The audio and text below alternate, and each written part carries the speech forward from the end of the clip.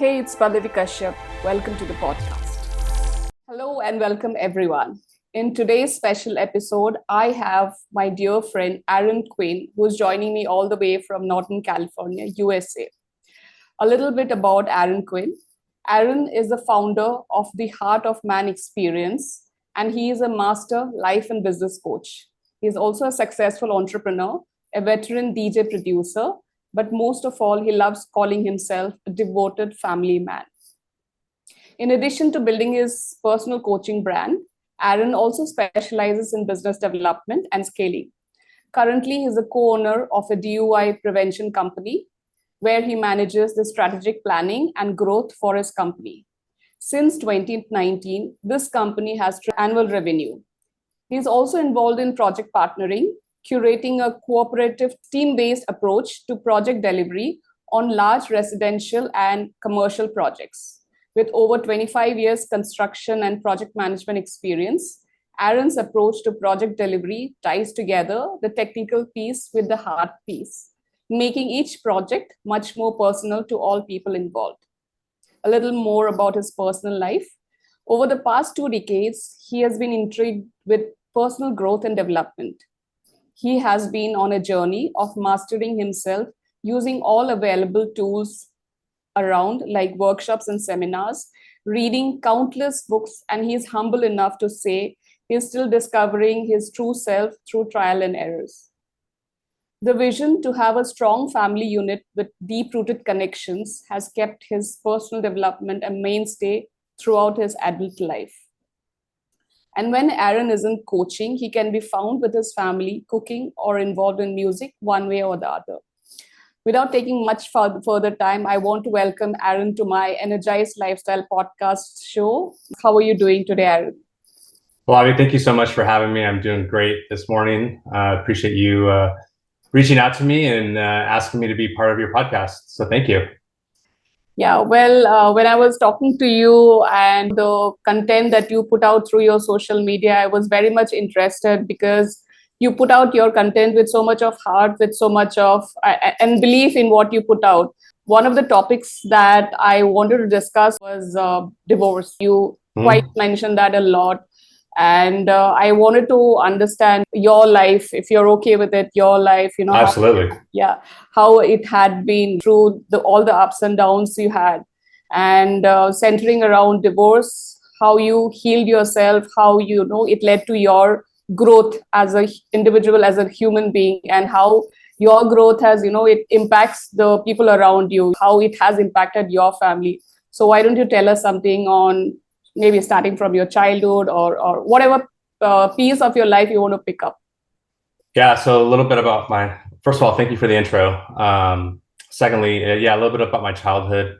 I'm 45 right now, and I'm currently in a blended family. So we have 2 children from previous marriages, but going back to my early childhood, I was in a single mother household, single parent household. My mom was schizophrenic. She had a lot of mental issues, a lot of physical disabilities.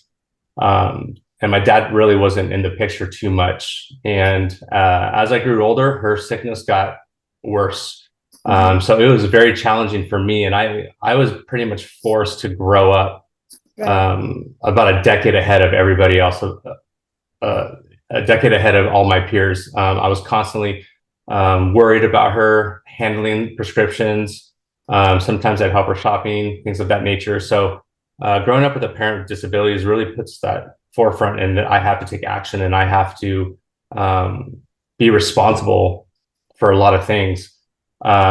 So that really shaped a lot of the things that I've experienced throughout my young adolescent years and my adult life. And then fast forward to my first marriage. Coming from a broken home, I realized, like looking back, I realized that I didn't have the structured nuclear family to model from, you know what I mean? And I really struggled with masculinity. I struggled with understanding what it takes to be a man. And through my first marriage, there was just a lot of things that weren't in alignment with my true morals and values. In addition to, I didn't really know how to show up for my ex-wife. And through marriage and divorce, you can spend a lot of time pointing fingers and getting angry at the other person. But we have two children, and what's it costing us? Being angry and bitter and just showing disdain for your ex-wife is not moving the needle forward. It's not cultivating any type of love and gratitude and compassion for the people that are watching you.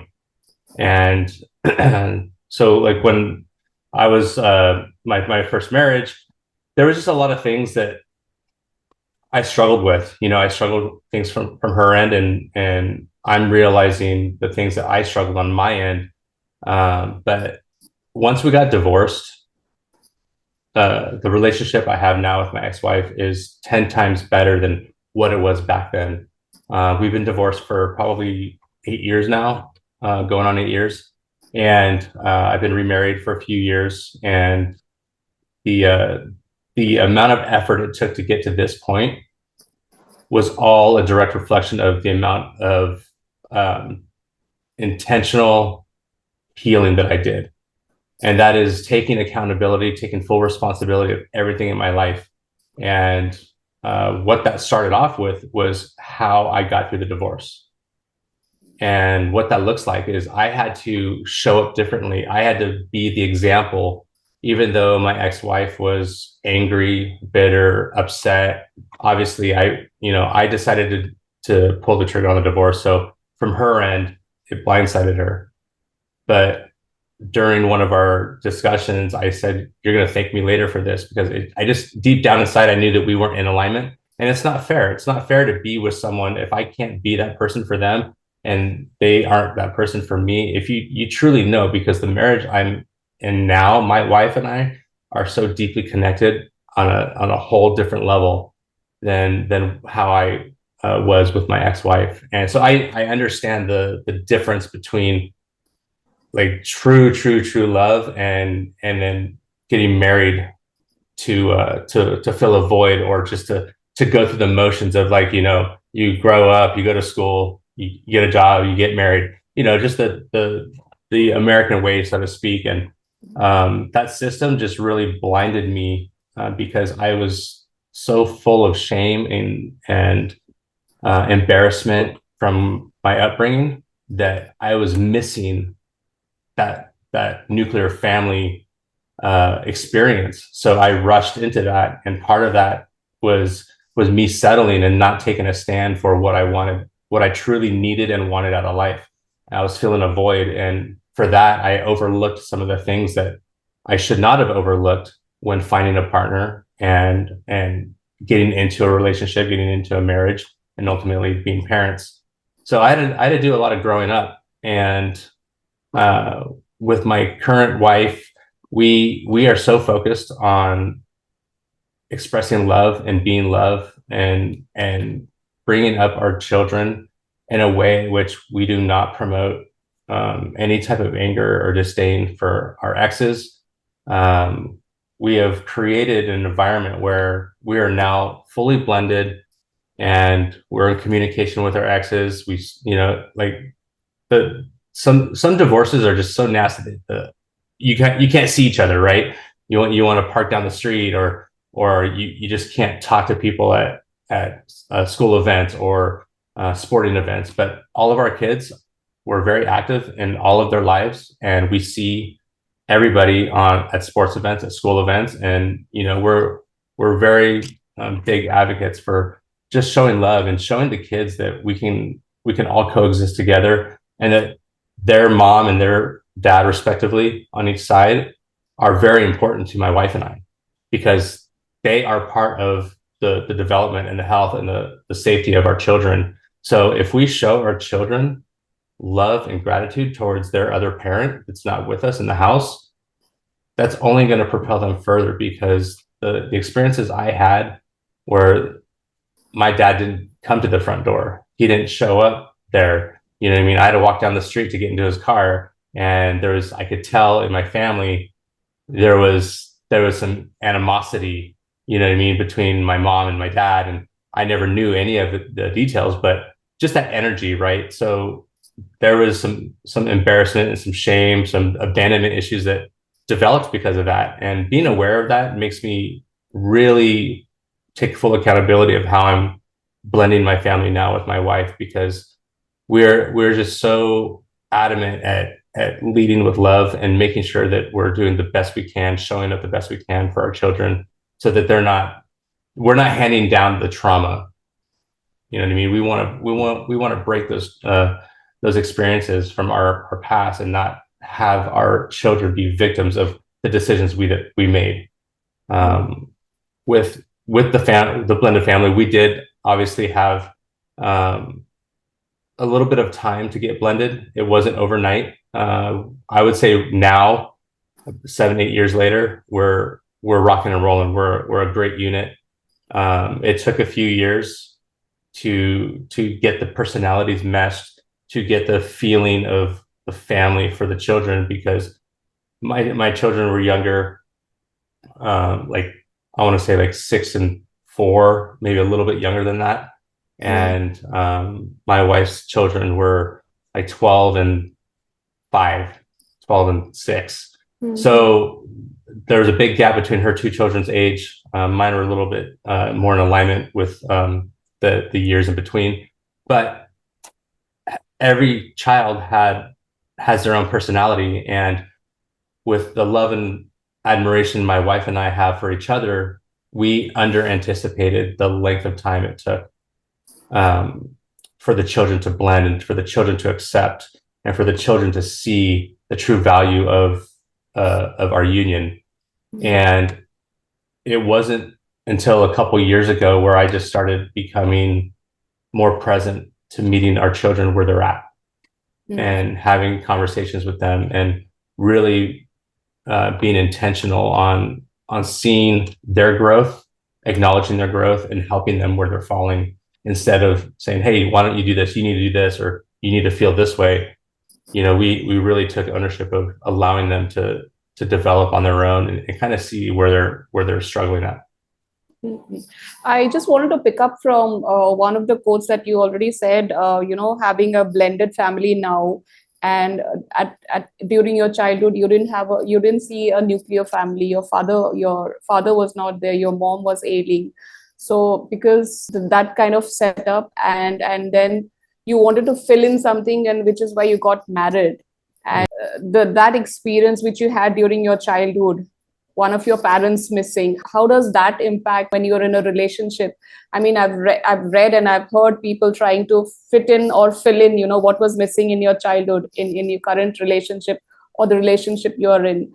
I want you to add on to how probably your childhood and the relationship you had with your parents, how that reflects in your current relationship or the relationship you were in previously. How did that impact? The largest thing that has impacted me is like nobody taught me how to be a man. Okay. So I had to learn that. I had to be intentional, because I struggled with so many things throughout my early adult life, in college and post college. Even, I'm still developing myself. There's no mountaintop, right? So I'm not trying to aim for perfection. I'm just becoming more aware of how I am, how I show up, and how things affect me. And the largest thing, like I said, is my dad didn't teach me how to be a man. He didn't teach me how to be thoughtful for a woman, how to anticipate her feelings and emotions, and how to comfort her in times of need. So what that looked like for me in adult life is getting defensive, taking things personally, having my ego, be stronger than the need for finding alignment versus winning. I wanted to win the fight, and that's toxic. That's just not the way a man needs to be in a relationship. That's not the way we want to live our family life right now.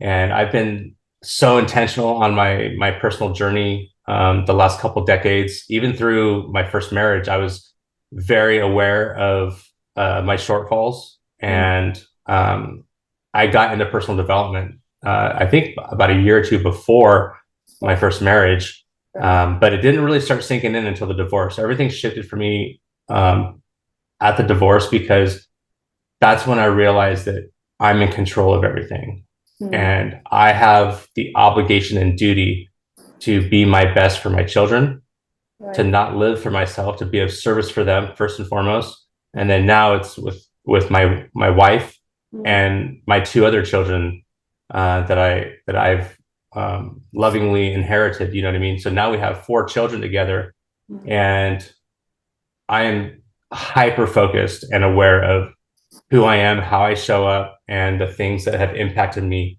over time. And like I said, there's no mountaintop, and it's constant improvement, and you just get better over time and you get more confident. And then so the trauma reactions, they taper down over time because you're getting that much stronger and you're developing your muscle, your resilience muscle. And that was the largest experience for me of just like learning how to be a man, finding mentors, finding a community of other like-minded men who struggle, and really understanding the power of self-mastery and self-talk. And those things I just did not learn growing up, and I didn't learn to give. I was so stuck on survival, and why, not necessarily why me, but I definitely went through the storm. You know, always having to be responsible. We grew up really, really poor too. So a lot of embarrassment, a lot of shame, a lot of like, not guilt, but like a lot of like, why am I going through this? You know what I mean? And the more I've looked back at my experiences, the more I've realized that there's a purpose for me now, because the things that I've gone through now are not as hard as the stuff I went through as a child.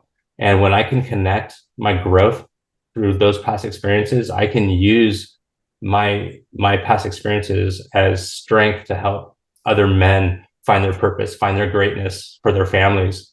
Because I just had to do that. I didn't have any other choice with my 2 children, you know, and I really had to take a stand for who I was. And I had to be the father that I didn't have, even though I didn't know how to be the father I didn't have.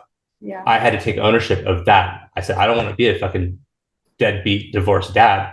I'm going to be involved. I'm going to show my ex-wife love, and I'm going to just be an embodiment, a role model for my children. And now fast forward 8 years, you know, I'm still on my journey, but I'm way better now than I was 8 years ago. You know what I mean? And it's just really important for us to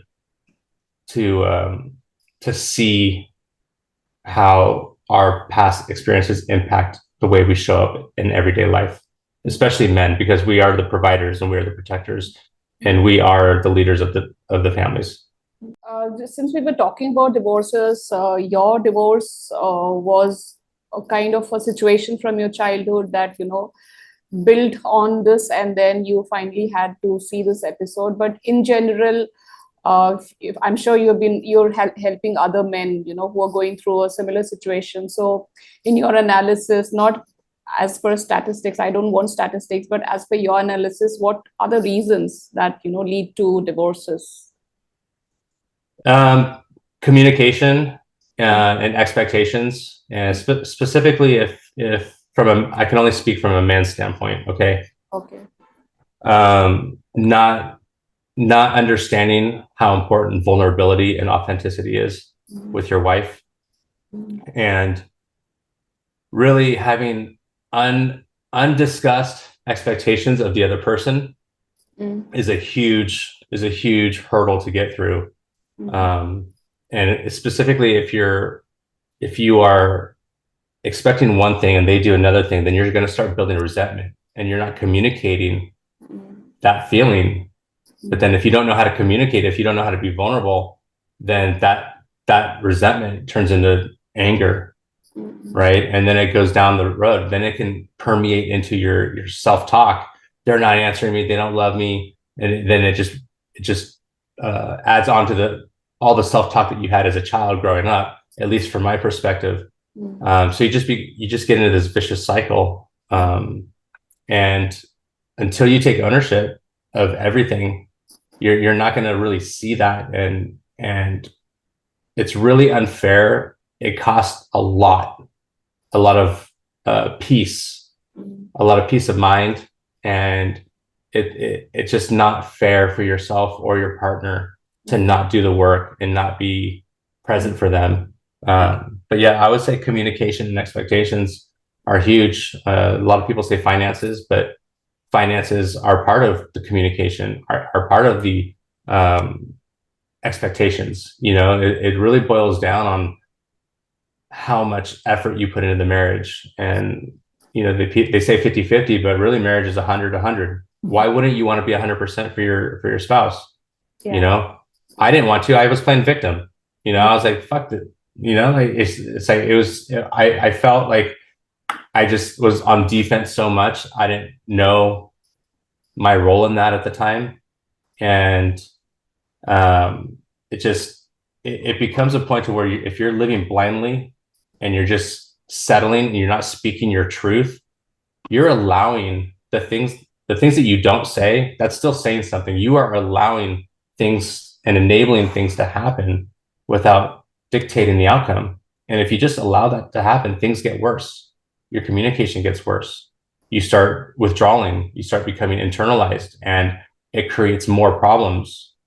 And you're gonna, especially if you have kids, if you're not handling that type of stuff, it permeates down to the children, and maybe they have problems at school. Maybe they're fighting. Maybe there's a whole other things. There could be mental illness. There could be other sicknesses that happen because of the energy that you're putting into the relationship. Aaron, we'll talk a bit about personal growth and development. You said, towards the last few years of your previous marriage, you started working on yourself. What was the trigger point, or what made you work on yourself to save the marriage or to make things work? So what was that trigger point, or what pushed you? I'm asking this question so that for listeners in my podcast, whoever is there at that stage, and either if it's possible to save the marriage, what advice would you give, and what was that trigger point that made you look for answers through personal growth and development? Yeah, for me, my first marriage, it at the end of the day, we just weren't in alignment. So I know that I got married for the wrong reasons on my end. I did it from a trauma response, not a love response. So the way my wife and I are now, we talk through everything and we get through it all. It's a different level of fighting. So I can't speak from the latter perspective, but I will speak to when you get yourself into a position where you're not authentic and you live your true self, you're going to have a harder time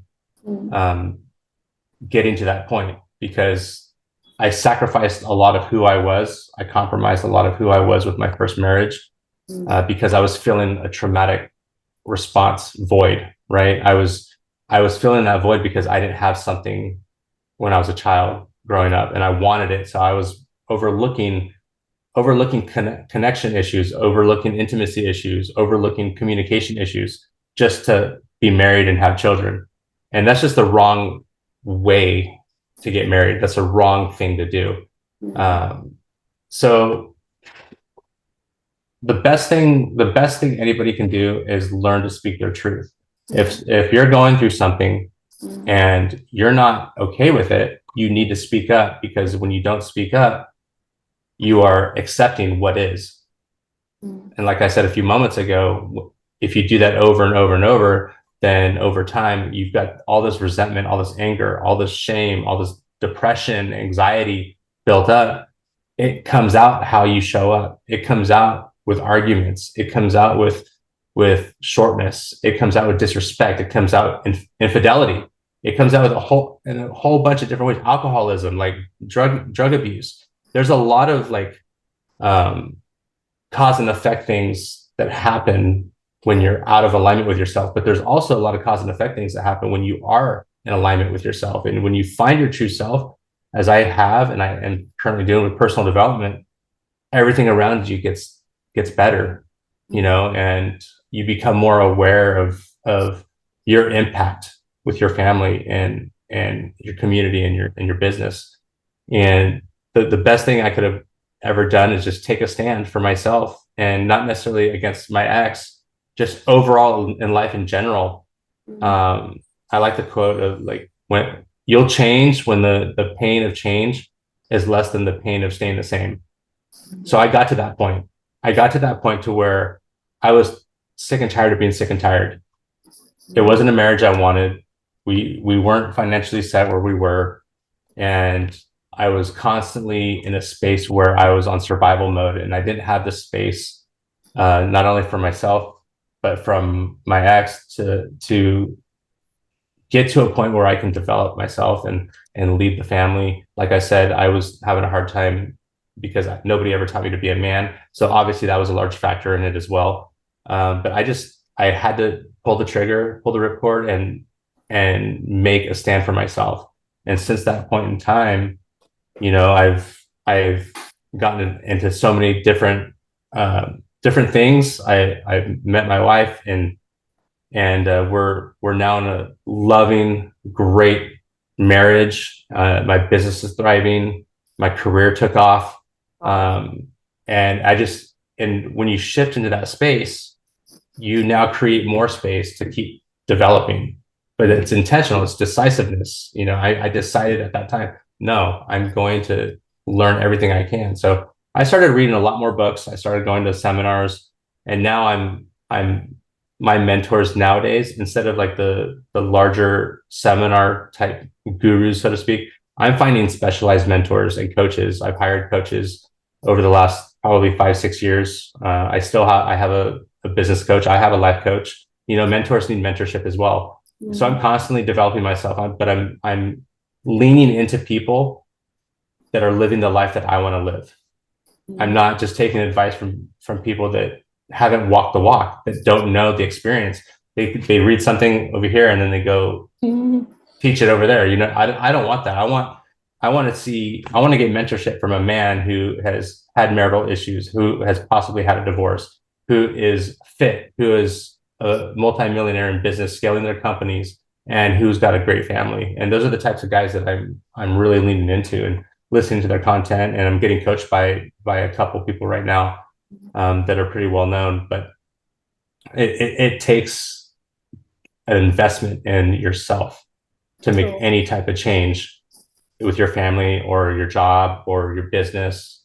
It takes intentional work, and you have to face your shadow. You have to get into the darkness, and where you get into the darkness is being vulnerable, and that is where all the magic happens. And being able to take that on the chin and being able to really explore why you do things, when you do things, and how it impacts others, that's when you start really growing and escalating your development. One thing I noted from your story, Aaron, is you didn't rush for the next relationship.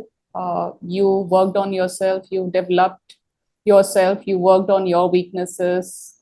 What I've also observed is, I don't know how is it in your country. Here in India, it's like being divorced is like you kept talking about mentioning the word guilt, shame, and all of that. So that comes along with divorce. What you did in your journey, what I've observed is you worked on yourself, because what if you have not worked on yourself, whatever mistakes or whatever shortfalls were there in the previous relationship would for sure have reflected in your current relationship. But you worked on yourself, and you tried to mend and repair all those things and look at those places where most people would not. So you worked on those things and you developed yourself, and then went for a relationship, which is why it is now, in that beautiful state that you mentioned you are in. And of course, one relationship also impacts the other relationships. Like your business is growing now because your relationship, your family relationship is going strong. So it is reflecting in all the other spheres of your life. So what I was trying to say is that people do not realize that jumping into a marriage and getting a new partner is going to fix what did not work out in the previous relationship.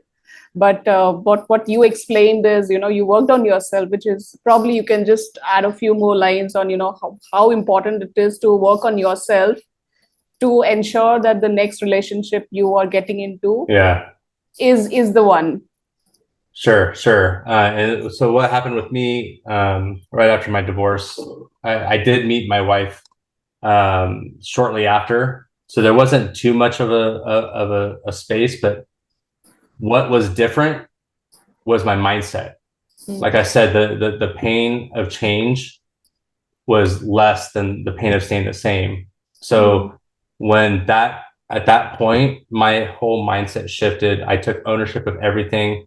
When my wife and I started dating, I basically told her, I'm like, hey, I do this. I'm into this. Like, I'm not fucking changing.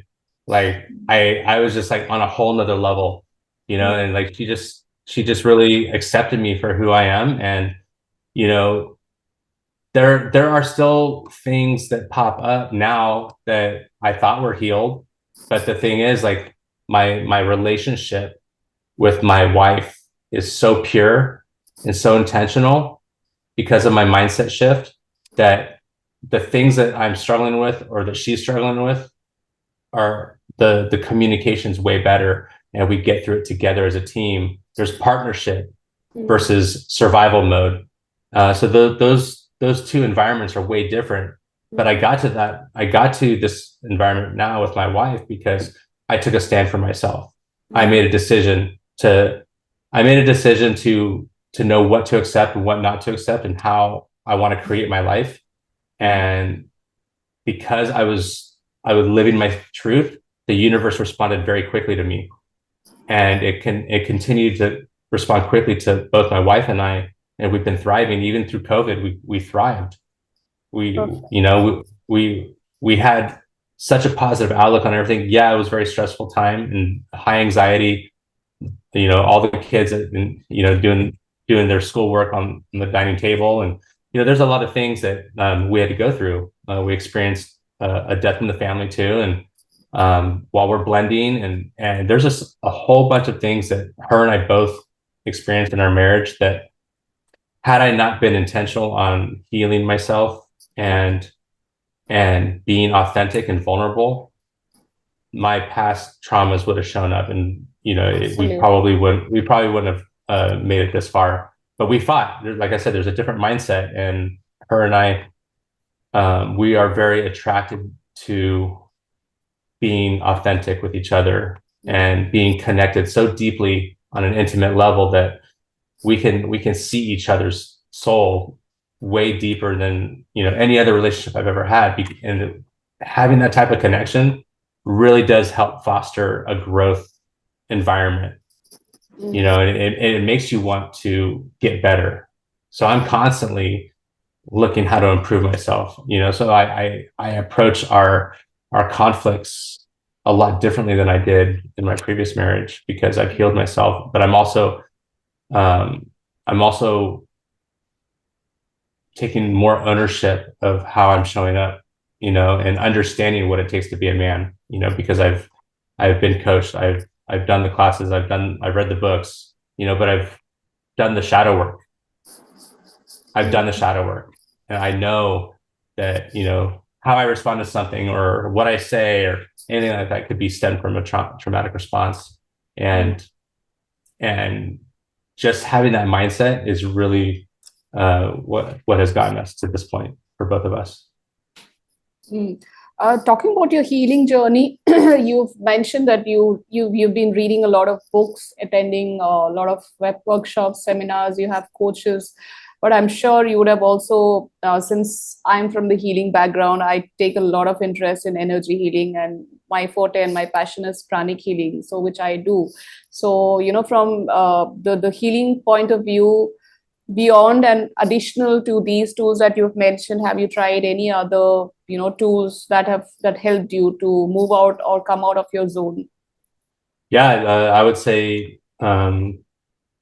outside. So obviously when you listen to something you get inspired, but it doesn't change until you take action, right? So you can go to all the seminars you want, you can read all the books you want, but until you apply the concepts, it's in one ear and out the other. So just really taking action, being a man of action is what I've dedicated myself to. When I do read, I like to read the book slowly so that I absorb it and I can apply it. In addition, really been focusing on my mental and physical health, both, because physical fitness is the gateway to success. And this is what I'm currently learning the last, I would say last year or so. I've really been shifting my focus on physical fitness, because I got overweight, and being overweight, it impacted my coping mechanisms. It impacted my energy levels. I was falling asleep on the couch with the kids, and I don't have the kids half the time. So it really was trickling into everything that I was doing. So I just shifted some of my focus to physical fitness. And what I've learned through that journey, and still learning through the journey, is how important it is for your mindset, your clarity, your vision. Because the better fit you are physically and mentally as a man, the more you can take on, and the more things don't bother you, and the further you can catapult forward. Because the stronger you are, the bigger problems, and I say problems lightly, but the bigger problems you have to solve. Right. So my life is getting bigger, grander with respect to responsibilities and things that are opening up for us. We've got some things on the pipeline that my wife and I are currently interested in and working towards. And those wouldn't have happened if I wasn't clear-minded, if I continued to stay overweight. You know what I mean? I'm still working on getting even in better shape than I was, 3 months ago, that I was 6 months ago, that I was a year ago. And Right. each incremental phase of this fitness journey has opened up so much more with my relationship, with my children, with my business, and our finances. Because you're making better decisions, you're clearer, you can talk more. If you don't have energy, if you're tired and sluggish, how are you going to be able to handle big things? How are you going to have tough conversations? And what I realized too is if you're not in shape, that's a sign of your body is your resume, right? And it's a sign of how much you love each other. So I got to a point to where my mindset is so far out there, but my body was behind. So it was time for me to really focus on being a direct reflection of my mindset. So that's when I went to work on physical fitness, and it's a sign of self-respect. So one of my mentors, he basically said, if two men came up to me and they had the same offer to me, and one was 40 pounds overweight and one was shredded from the gym, I would take the guy from the gym, because it shows focus, it shows discipline, it shows self-love and self-respect. And when I heard that made sense to me. You know what I mean? Nobody wants to hear from someone that doesn't respect themselves. So once I took that on, then a whole bunch of other stuff started opening up. I'm like, oh my gosh, you know what I mean? And I'm just on the self-love kick right now. And it's really important to make sure that physical fitness and mental fitness, reading, yoga, but also like meditation, but also working out, for men, like lifting weights, it's a great way to just relieve your stress, to get all of that internal angst outside, dissipated, so that you're not festering it. You're not holding it in. And like a lot of the times for men, we go inward. But like when I go work out and I'm upset, or if I've got some shit that's rolling into the family, and I go work out, I feel a million times better. I get it out, and I can then talk about it in an unemotional, more logical sentiment, versus if I just allow my emotions to take control over me. That's not self-love. That's not self-respect. I'm appearing weak to my wife. How can she trust me to take on to serve her and protect her if I can't even be my best for myself? How can I be my best for her or the kids? So you really have to be understanding of how your body and how your physical fitness impact the way your wife sees you, the way your children depend on you. It's really critically important. So for listeners, healing is not just at the physical level. but at the mental level as well as the emotional level. And when healing your body, uh, it is not just about fitness, but when you are fit, it shows, it gives you that extra confidence. Aaron, you'd been talking so much about being a man. You have explained in bits and pieces, but showing up as a man, being a man in the relationship, tell me, what are the attributes, qualities of a man actually is, or what we see and what we know, or what is being portrayed in the movies, is what we know as. Yeah. If it's a man, he has to be macho, and that's the thing that we know about a man. That is again his physical attribute. Tell me from the mental aspects, tell me from the emotional aspect, how should a man be? So yeah, there's being a good man and there's being manly. You know what I mean? You can have all the tactical virtues of, courage, strength, mastery. That is needed. Yeah, exactly. Like there's the muscular standpoint of being able to protect and provide. Absolutely. But there's also the emotional fortitude standpoint of having humility, having compassion, having the strength to take adversity head on, and being strong and protecting your family. And so are you talking the masculine and feminine features, or all of these together are there are some feminine features, but from a masculine standpoint is being a space of vulnerability and authenticity so that you hold space for others. Serving others is kind of like what that's related to.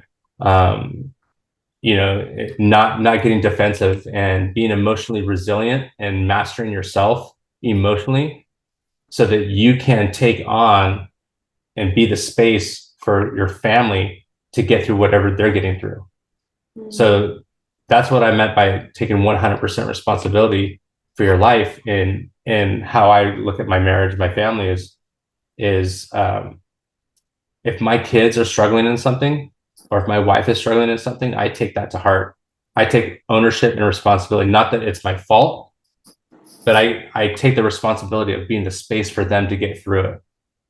And that takes humility. That takes getting your ego out of the way. That takes you not getting angry when they're experiencing something. That's something I had to learn, not get defensive over shit like that. And allowing other people to feel their emotions and be themselves is a great masculine strength, is being a space for people to feel comfortable and safe and loved and protected.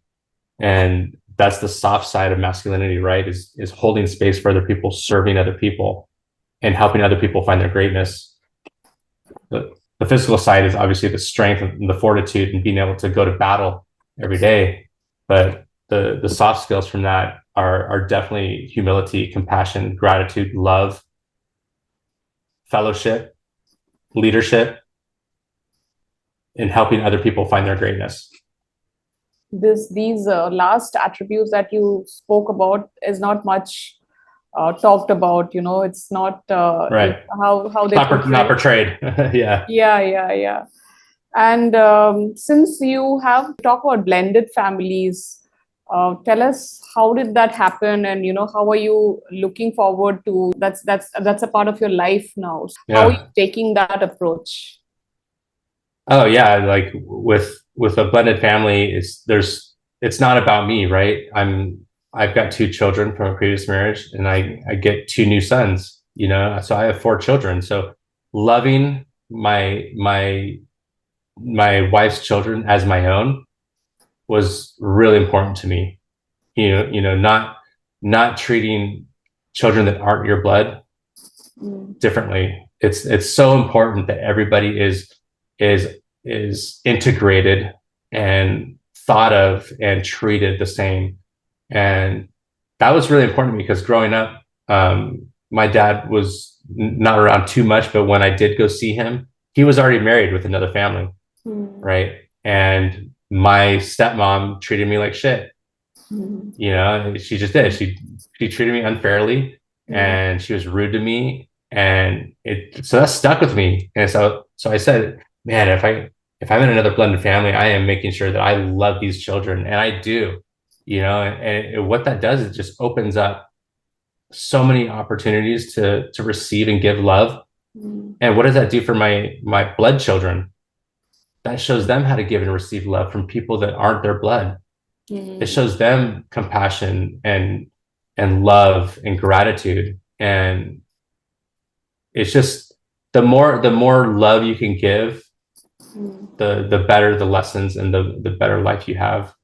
It's just so many great opportunities, and we just carry that on every day in our blended family. And we really have a good flow now.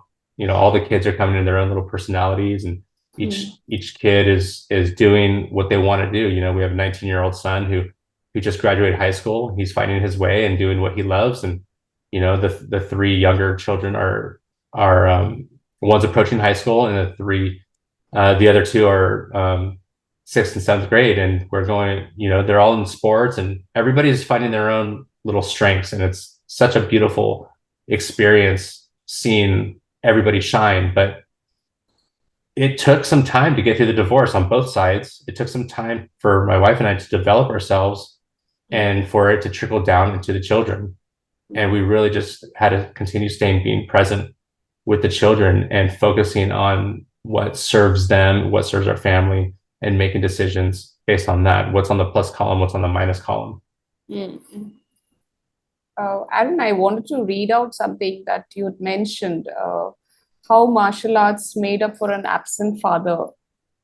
So, I mean, did you take martial arts as a space to vent out or your anger or, Yeah, to...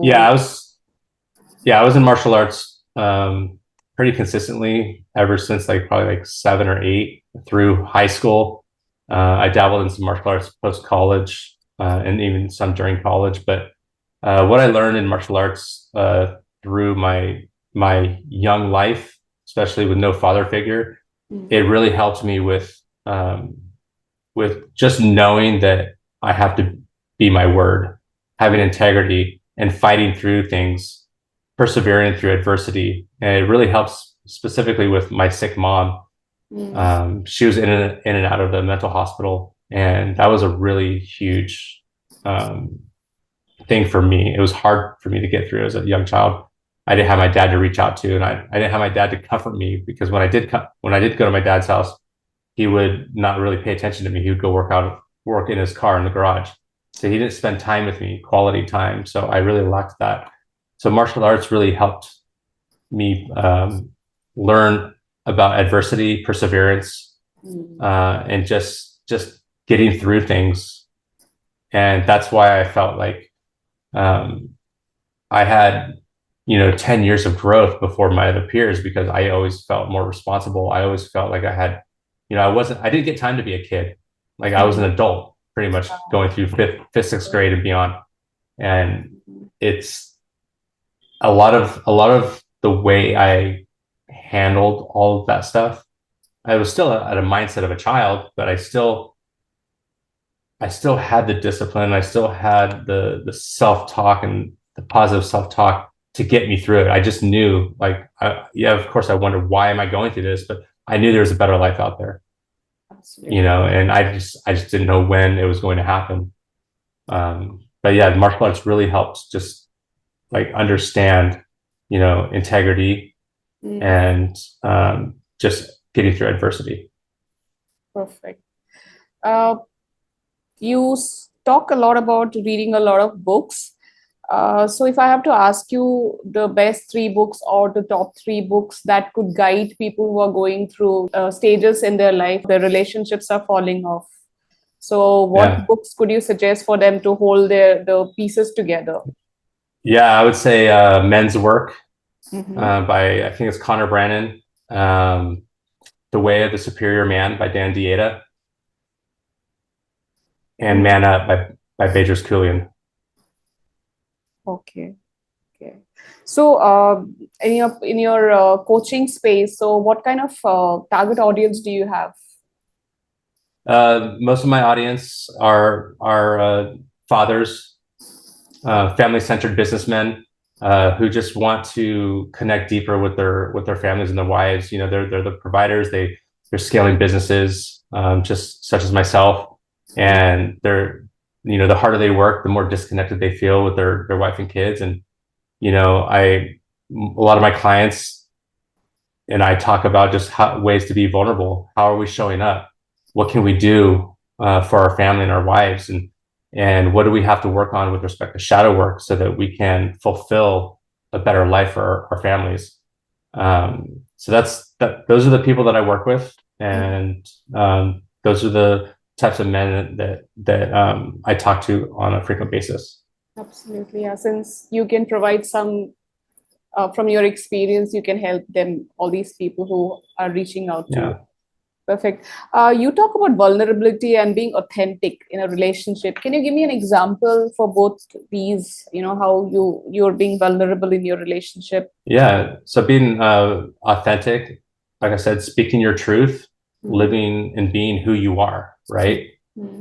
But and vulnerability is also that, plus holding space for other people, serving other people, and having enough humility to guide people without judgment and seeing people for who they are, but also sharing your heart, because sharing your heart from a strength standpoint and sharing your heart in a humility standpoint, it opens up so much more for other people. Because if you're just walking through a room very closed off, dark energy, you're not open, you're not going to attract people. But if you're loving and you're compassionate and you're about other people, you're going to attract so many wonderful people in your life, and you're going to learn a lot. And being vulnerable really enables you to see people from a heart level versus, a transactional level. So it's really important to speak our truth. It's really important to live authentically with integrity, being our word, and also seeing people where they're at and holding space for them to be their greatness, to be their own greatness. Nice. So I have this question which I normally ask, but that pertains to business. For you, probably I can ask from the personal front. One good practice that you do every day. One good practice that I do every day is send out gratitude texts. Oh, wow. So I just, when I wake up, there's a couple groups I'm part of. I jump right in and I just send out gratitude. I text friends, family, business people, hey, thanks for the business. Appreciate you. Or, if it's a friend, I really appreciate your friendship. Thank you for being in my life. Like, very simple, but it makes a big difference, because expressing gratitude first thing in the morning is something new that I learned. I've always expressed gratitude, but doing it first thing in the morning really helps set the tone for your day, because you're starting your day off with a positive mindset. So that would be one thing. Another thing would be to wake up early. I started waking up early a couple months ago, and I'm 80% of the time I'm up by 3:30, 4 o'clock at the gym by 4:15. And in the morning. Yeah. Wow. Yeah. So the gym's open so early?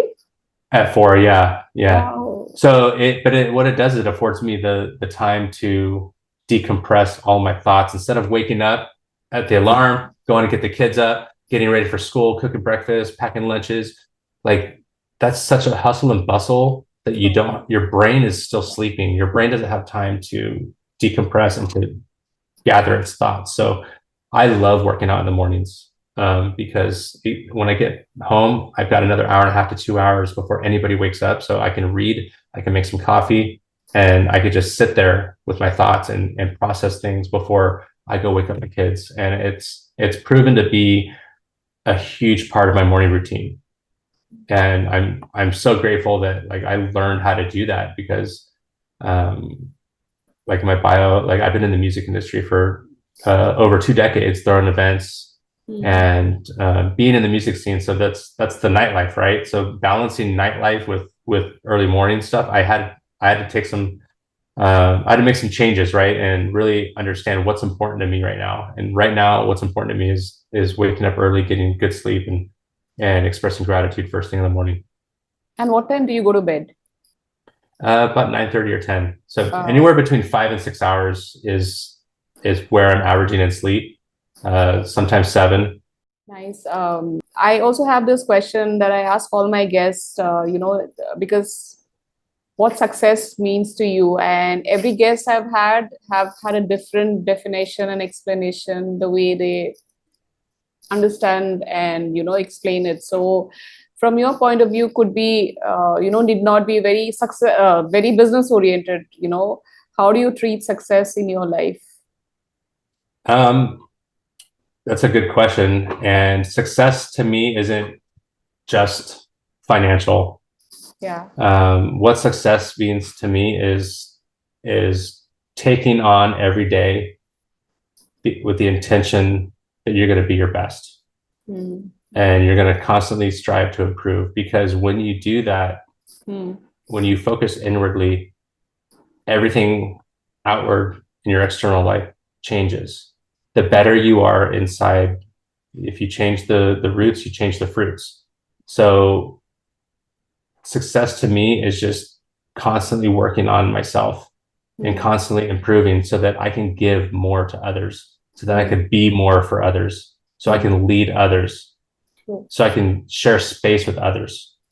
Mm. That was such a foreign concept to me growing up, because like I said, I was stuck on survival mode. But Right.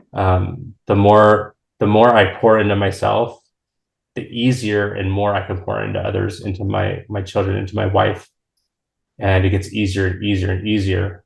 But then you just do more work. You just keep pouring into yourself, and everything else shifts. Your finances shift, your relationships shift, your mental fortitude improves, your physical prowess improves, the way you show up, the way you tackle everything in life is so much better. And your input in all of those variables are so much stronger, because you're stronger in your head and you're stronger physically in how you show up and how you take that on. So that to me is the definition of success.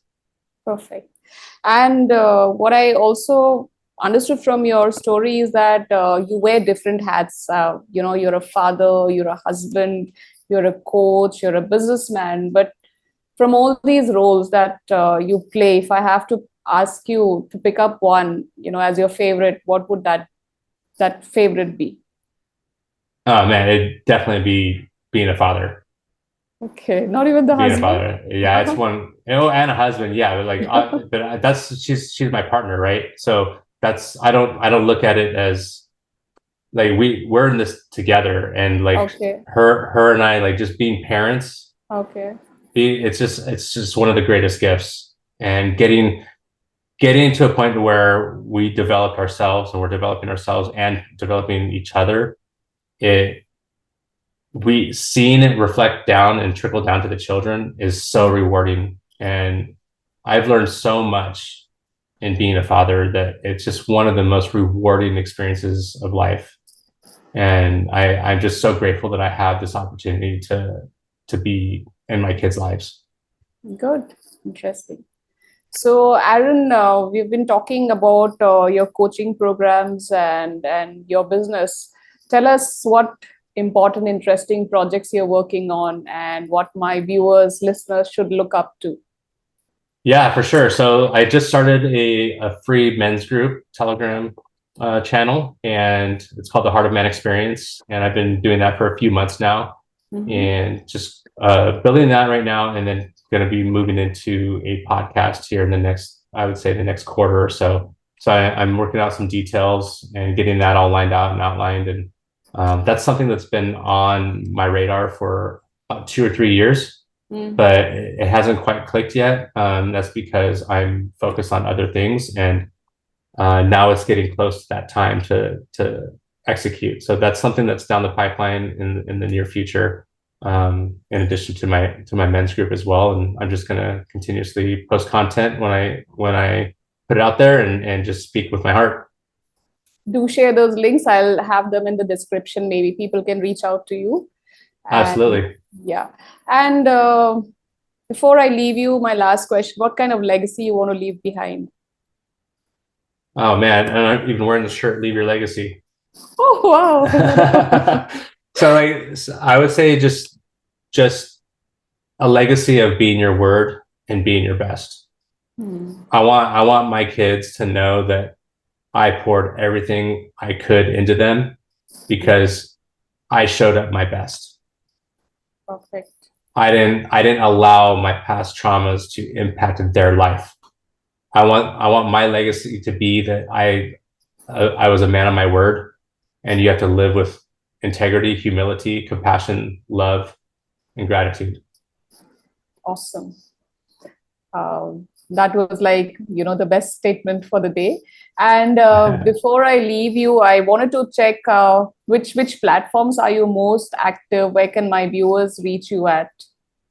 Yeah, you can reach me at Aaron Quinn Official on Instagram. That's my primary platform right now. Obviously, once I start my podcasting, I'll be on Spotify and YouTube. I do have a Facebook page, but I'm predominantly on Instagram at Aaron Quinn Official. People can DM you?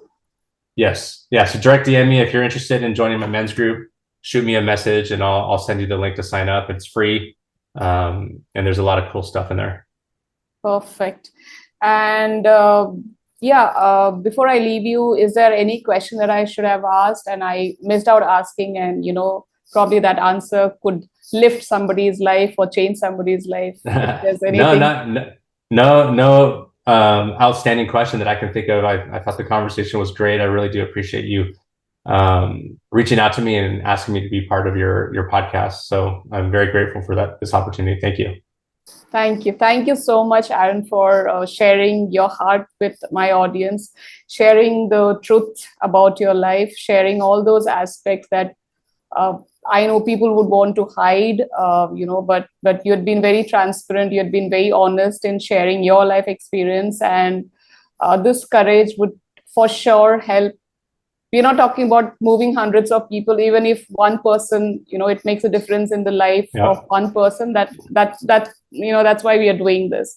So with utmost gratitude and with all my heart, I want to thank you once again for giving us this time, sharing all your life experiences with my audience. And before we find another episode or another topic to connect with, here's once again saying a thank you until we meet again. Bye. Awesome. Thank you so much.